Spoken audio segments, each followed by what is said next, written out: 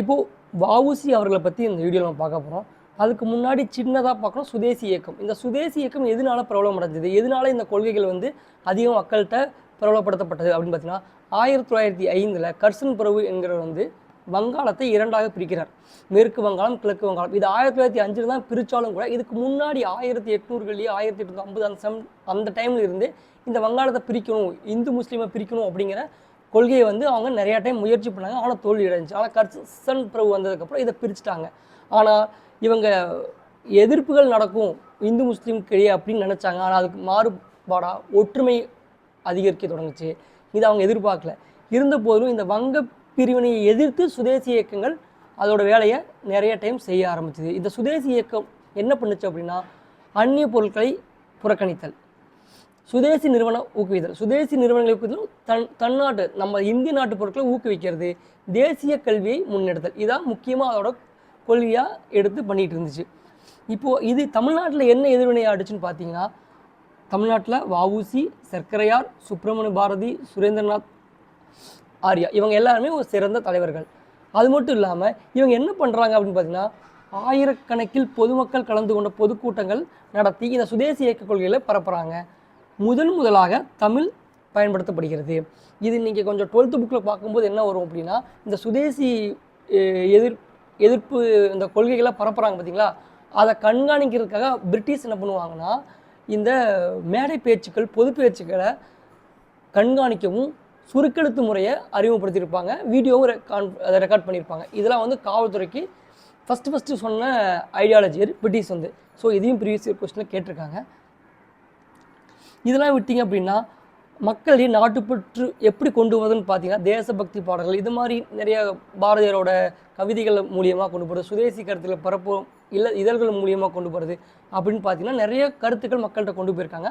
அதில் பங்காற்றின 2 முக்கிய இதழ்கள் சுதேசமித்திரன் இந்தியா, இதுவும் பாரதியாரோட முக்கிய இதழ்களாக சொல்லுவாங்க.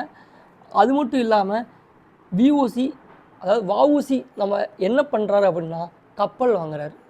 ஏன்னா இலங்கைக்கும் நம்ம தமிழ்நாட்டுக்கும் இடைப்பட்ட இதில் வந்து கப்பல் வந்து விடுவதன் மூலமாக அந்நிய கப்பல்களை பயன்பாட்டை குறைத்து சுதேச கப்பல்களை ஊக்குவிப்பதற்காக அவர் கொண்டு வர்றாரு.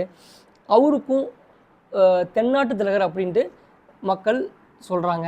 இன்னொன்று டிஎன் ஹெர்ம்ஸ்மேன் அப்படின்னா, அந்த ஹெர்ம்ஸ்மேன் அப்படின்னா ஒரு மாலுமி இதை மாதிரி குறிக்கிற ஒரு வேர்டு.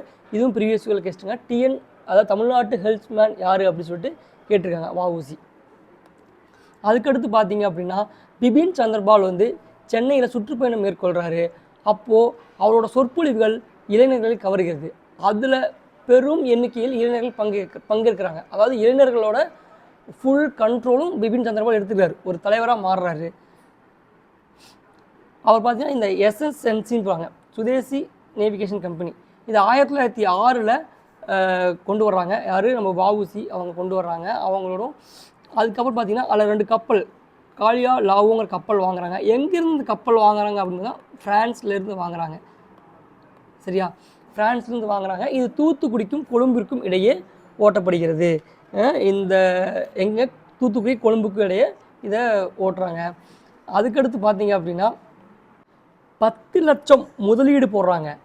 10 லட்சம் முதலீடு போட்டு அதை 40,000 பங்குகளாக பிரிக்கிறாங்க. 40,000 பங்குகளாக பிரிக்கிறாங்க. அப்படின்னா ஒரு பங்கு 25 ரூபா. சரிங்களா? இது யாருக்கு விற்கிறாங்க பார்த்தீங்கன்னா, இந்தியர்கள் இலங்கையை சுற்றிலும் உள்ள, அதாவது ஆங்கிலேயர்களுக்கு கிடையாது, நாட்டவர்களுக்கும் தன்னோட சகோதரனான இலங்கைக்கு மட்டும்தான் இவங்க கொடுக்குறாங்க. இந்த கம்பெனியோட ஷேர்ஸ் எல்லாம் நல்ல லெவலில் போயிட்டுருக்கு. ஆனால் அதுக்கப்புறம் பார்த்தீங்கன்னா பிரிட்டிஷ் உள்ளே வருவாங்க. அவங்களோட ஃப்ரீயாக விட ஆரம்பிப்பாங்க இவங்களை எதிர்த்து. ஸோ நஷ்டத்தில் போய் கடைசி இந்த கப்பலே விற்றுட்டு போகிற நிலைமைக்கு வந்துடுவாங்க. அது ஒரு பக்கம். பட் ஓகே, அடுத்து நம்ம திருநெல்வேலி வச்சு பார்ப்போம். இதில் என்ன கொடுத்துருக்காங்கன்னு பார்த்தீங்கன்னா, 1908 ஐரோப்பியருக்கு சொந்தமான கோரல் நூற்பாலை திருநெல்வேலி தூத்துக்குடி ஏரியாவில் இருக்குது. இங்கே வந்து ஒரு போராட்டம் நடக்குது. சரிங்களா? அந்த போராட்டத்துக்கு தலைமை ஏற்று நடக்கிறாங்க. இந்த நிகழ்வு நடைபெற அதே சமயத்தில் பிபின் சந்திரபால் விடுதலை செய்யப்படுறார்.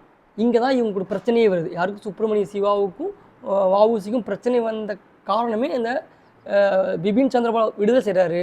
ஏன்னா இவர் விடுதலை வந்து கொண்டாடுவதற்காக பொதுக்கூட்டம் ஏற்பாடு செய்கிறாங்க. சரிங்களா? இந்த பொதுக்கூட்டம் ஏற்பாடு செய்யும் பொழுது தான் இவங்களை கைது செய்து அரச துரோக குற்றம் சாட்டி கடுங்காவல் தண்டனை விதிக்கப்படுகிறார். வஉசிக்கு இரட்டை தண்டனை கொடுக்கப்படுகிறது. சிவாவும் ஜெயிலில் அடைக்கிறாங்க. சிவாவையும் ரொம்ப மிகப்பெரிய போராட்டங்கள் முடிவுக்கு வருது. ரொம்ப கஷ்டமான ஒரு காலகட்டத்துக்கு போகிறாங்க. அதுக்கப்புறம் பார்த்திங்கன்னா வஉசியும் கொஞ்சம் முன்னாடி ரிலீஸ் பண்ணிடுவாங்க.